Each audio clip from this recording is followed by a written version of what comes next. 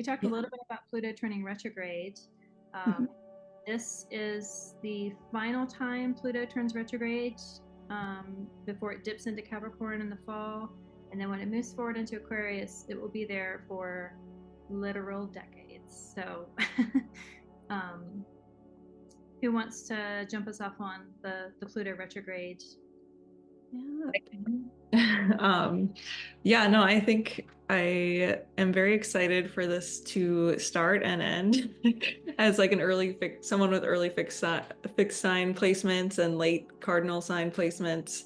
This has been kind of ongoing with how slow Pluto moves for 2 or 3 years now. It feels like where we've been hitting these same degrees, like at the very end of the cardinal signs, the very beginning of the fixed signs for a very long time. So I will be happy when it's like the retrograde is over and we can kind of move forward with the Pluto story.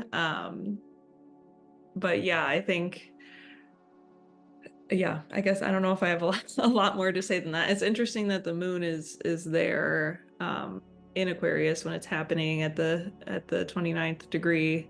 Um, So I wonder if we'll feel that more, if it will be a little bit louder, being that it's the anaretic degree for the moon, uh, and that it is kind of like this final like retrograde station for Pluto in Aquarius for it to go back into Capricorn. So I wonder if that will translate to being, to being more earthly, being that the moon is there present, co-present with it. Got some dates. It's the 2nd of September that Pluto returns for the last visit to Capricorn, so it'll be retrograding back until the 2nd of September. And I feel like once it gets to Capricorn, it'll be tying up in a bow everything that was finishing off.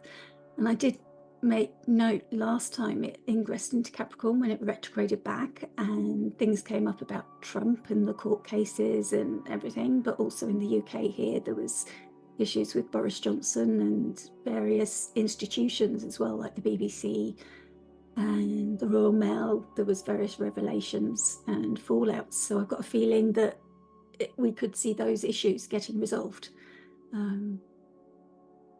We can only hope, because it'll be the last visit in Capricorn. And then it'll station direct on the 12th of October, and then it'll be back to Aquarius for its long stay on the 19th of November. So that gives us a timeline of where to expect. And something that Dan Waits talked about, Capricorn and Aquarius both being Saturn, the only two signs that have a consecutive ruler. And like Janessa said, Taurus, like fulfilling the promises that Aries started. The fixed signs really do sustain the light, and they sustain the things that the cardinal signs start.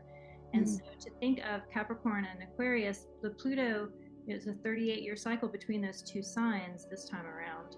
And that, even if things aren't wrapped up in a tiny bow, there's like a continuation of the story that needs to survive.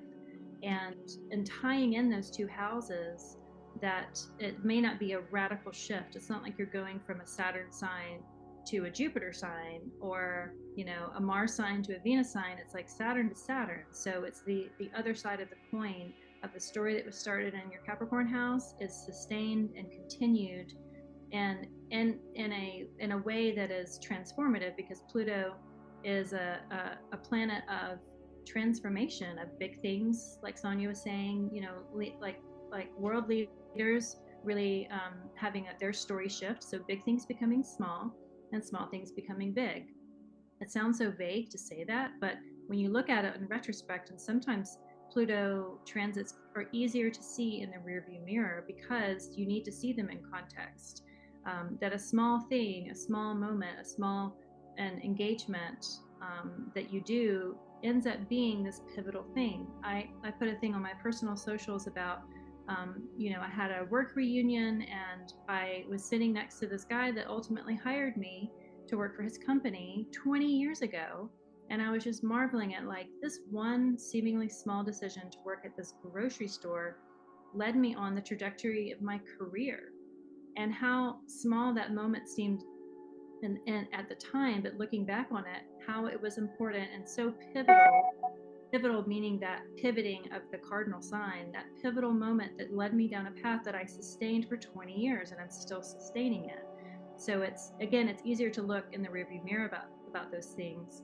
And I don't know that there's any advice to give, except that whatever's part of this story is wrapping up in Capricorn will be sustained in Aquarius, and that it'll be full on Aquarius, after November 19th. So unfortunately, that is after the elections in the US. So hopefully it won't be too crazy, but it'll probably be just crazy enough, as we're Americans are kind of used to. It's also interesting that little retrograde period is when the eclipses are too, right? Like I think they're happening at the same time. So we'll see. This is fine. Yeah.